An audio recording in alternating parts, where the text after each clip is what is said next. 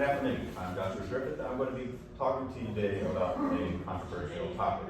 I'm going to be talking to you about the need for the Second Amendment and the right to bear arms.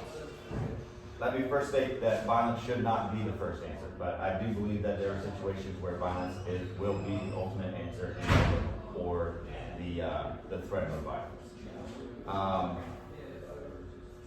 To me, the safety of myself and my family is always going to be utmost, especially more than any type of aggressor that may come at me. This would also include a tyrannical government. Without the ability for the citizen to have access to weapons, how can they be able to defend their own rights and their own interests? Today, I would like to discuss the Second Amendment and instances that show why we should have it. And I would also like to talk about the necessary measures that we can take in order to avoid unnecessary gun violence. First, let us talk about the Second Amendment itself. As stated by Constitution.org, the Second Amendment is part of the Bill of Rights and the Constitution. It was passed by Congress in September 25th, 1789, and ratified on December 15th, 1791.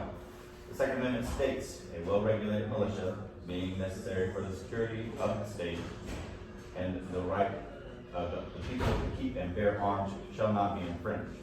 The interpretation of this can be endless. It just depends on what your viewpoints are. But my viewpoint is saying that the states should have a militia in order to protect not only themselves and their government, but also to protect its people. So we do this today in the form of the National Guard.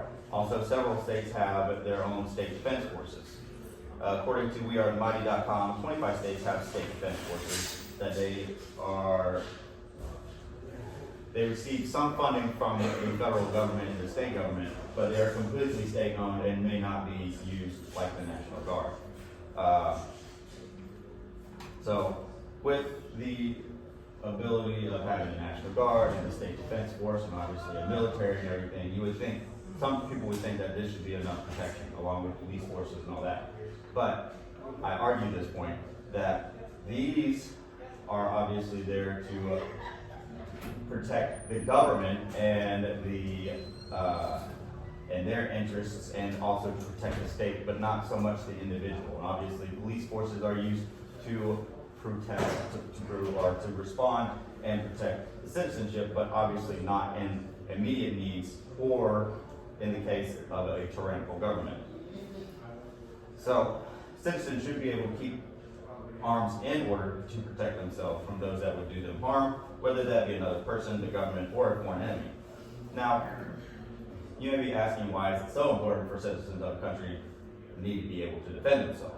There are several instances throughout history that support this need. According to independent.org, Germany's Weimar Republic decreed gun registration in 1931. However, when the National Socialist Party took over in 1933, they immediately used this gun registration to disarm the people that had registered these weapons. A lot of them being German Jews, which ultimately, because they were disarmed, led to the Kristallnacht pogroms of 1938 and subsequently into the Holocaust. Another instance of this would be the Soviet Union. According to Mises.org, on December 10, 1918, the Council of People's Commissar mandated that Soviet citizens turn in their firearms.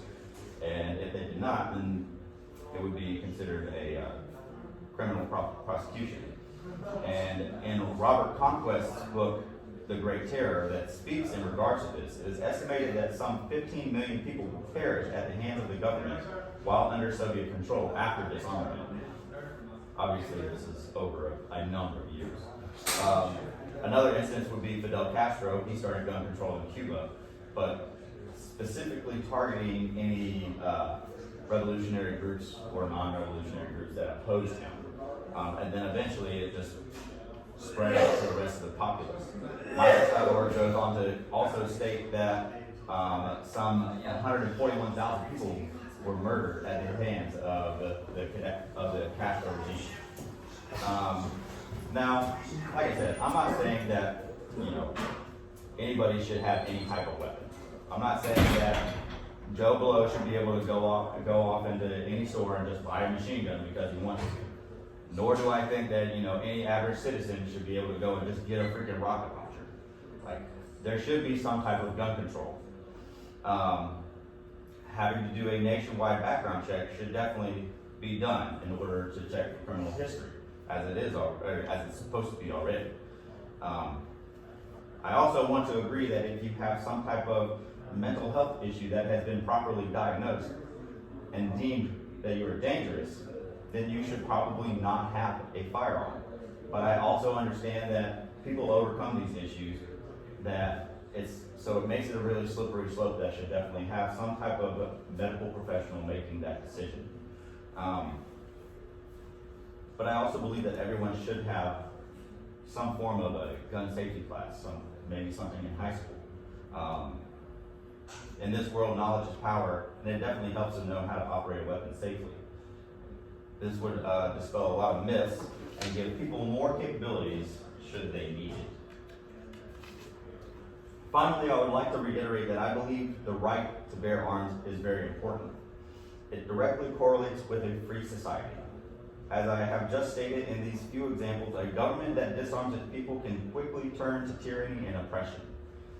The ability to defend oneself from other people or an enemy, whether that be foreign or domestic, is an inherent right.